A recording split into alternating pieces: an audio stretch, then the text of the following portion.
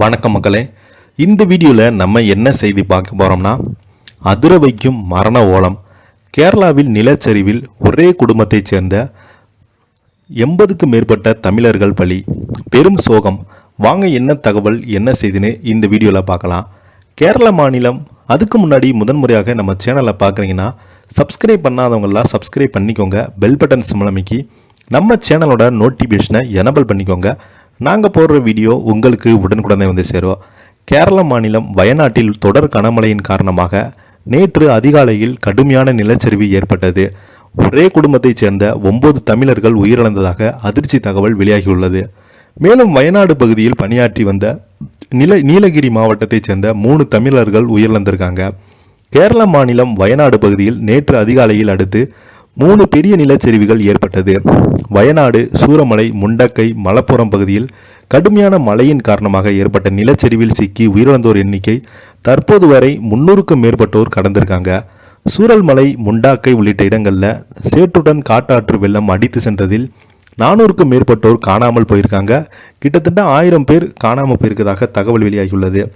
இந்த நிலச்சரிவில் சிக்கி பலரையும் காணவில்லை என அவரது உறவினர்கள் தெரிவித்ததாக 3வது நாளாக மீட்பு பணிகள் தொடர்ந்து வருகிறது. நீலகிரி மாவட்டம் கூடலூரை சேர்ந்த 34 வயதான காளிதாஸ் கட்டுமான பணிக்காக கேரள மாநிலம் வயநாடு மாவட்டத்தில் உள்ள சூரல்மலைக்கு சென்றிருந்தார். இந்த சூழலில் சூரல்மலையில் நிகழ்ந்த நிலச்சரிவு மற்றும் வெள்ளப்பெருக்கில் சிக்கிய காளிதாஸ் பரிதாபமாக உயிரிழந்து போனார். இதேபோல நிலச்சரிவில் வயநாடு மாவட்டம், சூரல்மலை பணியாற்றிய நீலகிரி மாவட்டம் பந்தலூர் சேரங்கோடு பகுதியைச் சேர்ந்த கல்யாண்குமார் உயிரிழந்தது. அவரது உடல் இன்று மீட்கப்பட்டுள்ளது. பந்தலூரைச் சேர்ந்த ஷிகாப் என்பவர் நிலச்சரிவு சிக்கி சூரல்மலை பகுதியில் உள்ள பள்ளிவாசல் மத ஆசிரியராக பணியாற்றி வந்தார். பள்ளிவாசல் முழுமையாக வெள்ளத்தில் அடித்து செல்லப்பட்டதில் ஹிஜாப் பலியாகியுள்ளார். வெள்ளத்தில் அடித்து செல்லப்பட்ட ஹிஜாப் உடல் பாறை இடுக்கில் மீட்கப்பட்டுள்ளது. ஏற்கனவே நீலகிரி மாவட்டத்தைச் சேர்ந்த காளிதாஸ், கல்யாண்குமார் ஆகியோர் கேரளாவில் ஏற்பட்ட நிலச்சரிவில் சிக்கி பலியான நிலையில் நீலகிரி பந்தலூர் பகுதியைச் சேர்ந்த ஹிஜாப் பலியாகியுள்ளார்.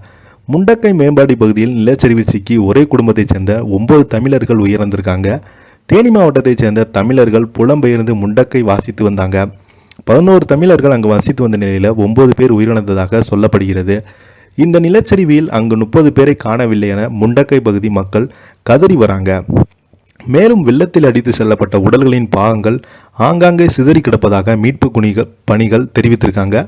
இதனால் அந்த பகுதி முழுக்க மரண ஓலம் கேட்கிறது. தொடர்ந்து பார்த்தீங்கன்னா ஒட்டுமொத்த உலகமே கேரளாவை நோக்கி பார்க்குது.